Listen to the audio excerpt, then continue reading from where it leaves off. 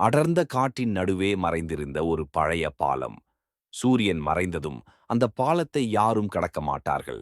காரணம், அங்கே ஓபிடோ உச்சிஹா என்ற நிழல், ஆவி தோன்றும் என்ற பயம். ஒரு காலத்தில் ஓபிட்டோ கனவுகளால் வாழ்ந்த ஒரு இளைஞன். உலகத்தை காப்பாற்ற வேண்டும் என்ற எண்ணத்தில் அவன் பல தியாகங்கள் செய்தான். ஆனால் நண்பர்களின் துரோகம், இழப்புகள் மற்றும் தோல்விகள் அவனின் மனதை இருளால் நிரப்பின. இறுதியில் ஒரு பெரிய போரில் அவன் உயிர் பிரிந்தது.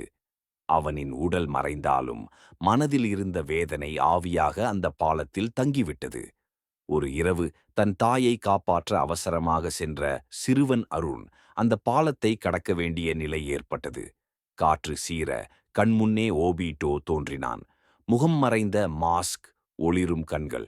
அருண் நடுங்கினான். "நீ பயப்படலாமா?" என்று ஓபிட்டோ கேட்டான். அருண் தைரியமாக, "பயம் இருக்கிறது, ஆனால் அன்பு அதைவிட பெரியது" என்றான்.